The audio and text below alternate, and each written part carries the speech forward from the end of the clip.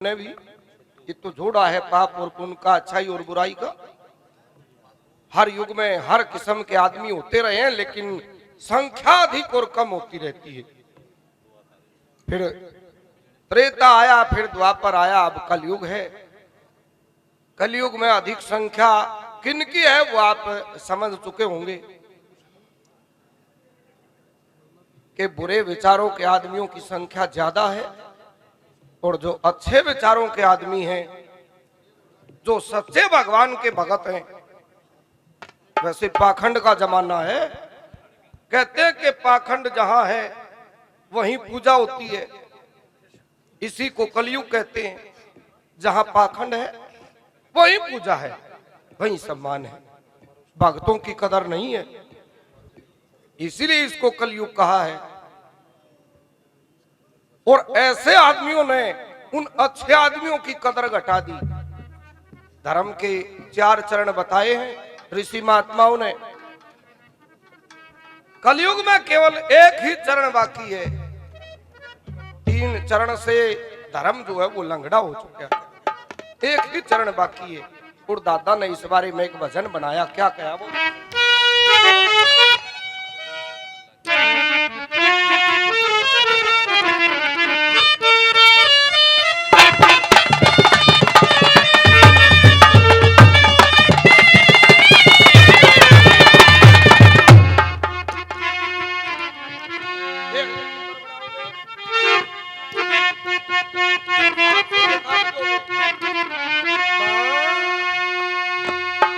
तो धर्म सिंह के 4 चरण थे, 3 ठिकाने लगे। और देखनिया के ख्याल नहीं पर समझनिया के 4 चरण थे, 3 ठिकाने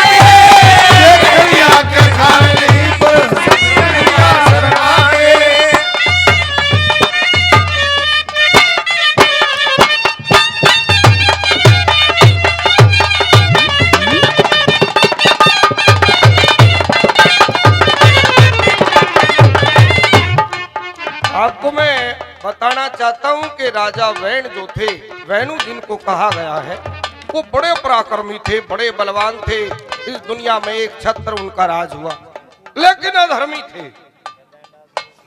अधर्मी थे तो ऋषि महात्माओं ने उड़े बड़ा समझाया कि राजन, ये राजा का कर्तव्य नहीं होता। राजा का कर्तव्य होता है धर्म सहित प्रजा का पालन करना, लेकिन राजा नहीं माने। तो बड़े बड़े ऋषियों ने उस राजा को मार दिया। तो बुद्धिमान ऋषि थे, कहा कि भाई इसके शव को दाह संस्कार में नहीं जलाना, इसको सुरक्षित रखना है, क्योंकि राजा के बिना तो प्रजा में अधर्म और फैल जाता है, चोर डाकू लुटेरे आ जाते हैं। तो ऋषियों ने उसकी भुजा को मथा और उस भुजा से भगवान का अवतार प्रकट हुआ, जिसका नाम पृथु हुआ। और क्या बताया पृथु के बारे में?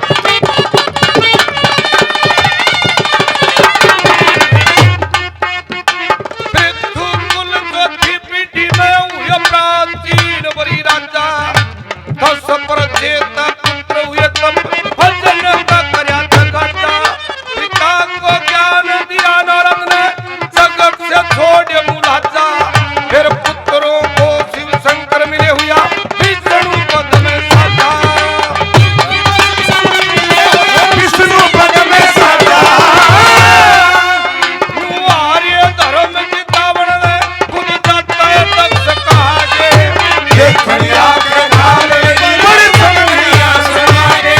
धर्म के चार करके तीर दिखाए लागे। खड़िया के ढाल में समझिया समागे।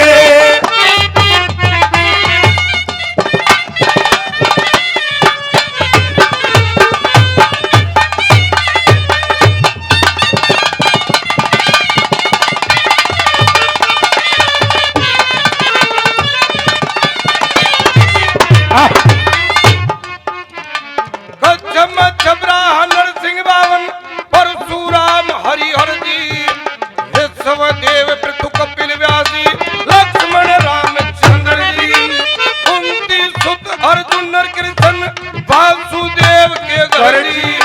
बिगड़ी फिर मर्यादा बांध गए ऐसा ने जसर जी।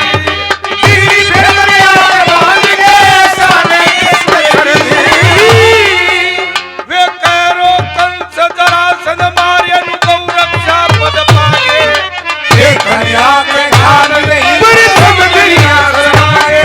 धर्मशील के चार चरण में तीर दिखाने लगे। ये खड़िया के ढाल में पर समझिया समागे।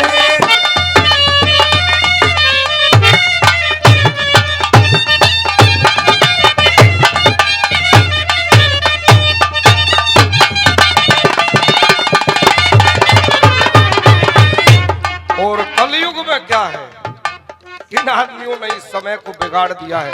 कैसे कैसे लोग रहते हैं, सुनियो।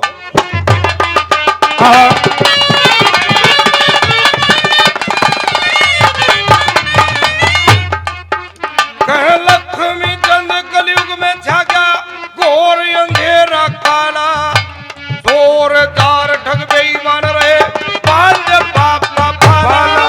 कोई धर्मशाला या स्कूल बनवावे, कोई प्याऊ गौशाला, और कोई कहे पुन से, कोई कहे करो देन लेन का ठाड़ा। कोई कहे पुन से, कोई करो देन का ठाड़ा। ऐसा क्यों हुआ? किन आदमियों ने दीन बिगाड़ दिया? क्योंकि बहुत आदमी चंदा कर लुट में पैसे खा गए। ये खड़िया के ढाल में पर समझिया समागे। धर्मशील के चार चरण में तीर दिखाने लगे। खड़िया के ढाल में पर समझिया समागे। तो आप सभी का यहाँ दादा लक्ष्मीचंद आश्रम में स्वागत है, अभिनंदन है। कई वर्षों से आप बड़ी मेहनत में लगे हुए हैं। आप लोगों का योगदान वो धीरे धीरे रंग ला रहा है। आदमियों का कुछों का ये कहना है कि भाई दान तो बहुता लिया, इसमें कुछ करते हैं ही नहीं, लेकिन ऐसा नहीं है। पैसे के बिना तो कुछ नहीं होता। ये जगह बहुत गहरी थी, बहुत नीचे से इसको उठा कर लाए हैं। पैसा लगा हुआ कब दिखता है? जब छत आ जाए। आपका पैसा बिल्कुल किसी नाजायज काम में नहीं बरता गया है। आपने जो दान दिया है, जो सहयोग दिया है, वो सही लगा हुआ है। एक एक पैसा आपका इस आश्रम में लगा हुआ है। कोई दुरुपयोग आपके पैसे का, आपके दान का नहीं हुआ, ये मैं आपको पूरा आश्वासन देता हूं। धन्यवाद पंडित जी। आप सभी को जैसे कि